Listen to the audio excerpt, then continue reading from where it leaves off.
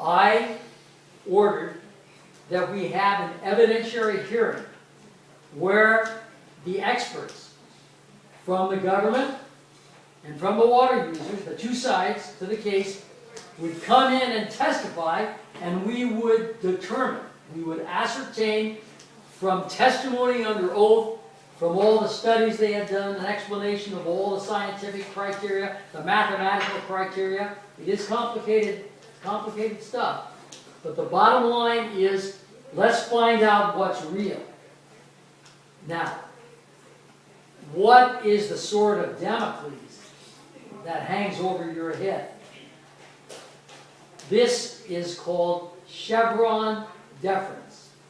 There is a Chevron case which says that if an administrative agency of the United States makes a decision and it's not arbitrary or capricious, it's not fraudulent, and it essentially has what the law would call sufficient foundation and legal justification, it is not only accepted, but it is preferred and protected, and the law says that under the Chevron case, a judge must defer to the agency. You're not an expert judge.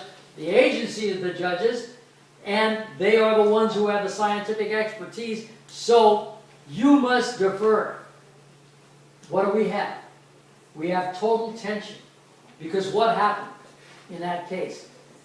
Under 706 of the Federal Rules of Evidence, I appointed two fish biologists from the state of Washington, from the University of Washington, who knew salmon, they knew smelt, they knew all the fish, they knew everything about fish that there is to know, recognized nationwide as the best.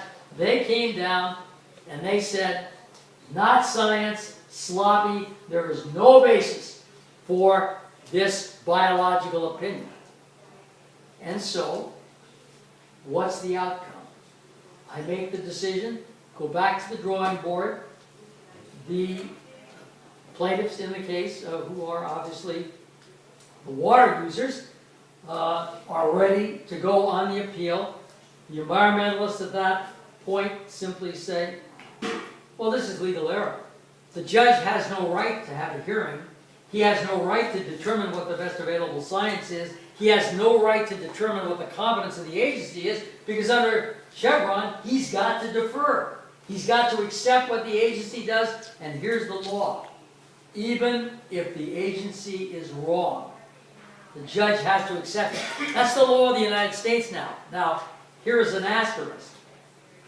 2 years ago, in the state of New Mexico, their legislature passed a law that essentially eliminates Chevron deference. And they are going to test all administrative actions on the merits. Well, let's see how that does constitutionally. Because normally, the Supreme Court decision, that's the highest law of the land, and it preempts and takes precedence over. I mean, we just went through this with the Kavanaugh hearing, quite frankly. So, the case, I ruled the science is not good, remanded it back to the Bureau of Reclamation, Fish and Wildlife, the rest of the agencies, and said, do it right. I'm not going to tell you how to do it. After 20 years, I probably had almost as much expertise as some of those, in quote, scientists did. But the bottom line was, I am not usurping their function. I'm not aggrandizing or getting myself into an ego position where I'm going to tell them what they should know or not know. All that I'm saying is, it is clear, not just by a preponderance of the evidence, which is the standard in a civil case, but by clear and convincing evidence that you have not used the best available science. In fact, you haven't used science. So, the case goes to the Ninth Circuit.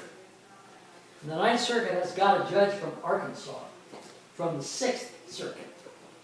And the two judges from the Ninth Circuit forming the majority say, the district judge, that's me, he's completely out of line, he's totally wrong, he had no right to question the agency, he never should have held an evidentiary hearing because what? We might have found out if it's the best available science. But we don't do that. We let the agency do what they want, we defer to that, and that's where we are.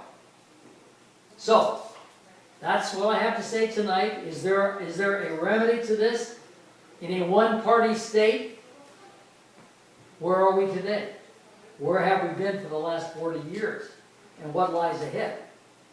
If anybody has any questions, I am happy to do my best. Can't promise I'll have the answer, but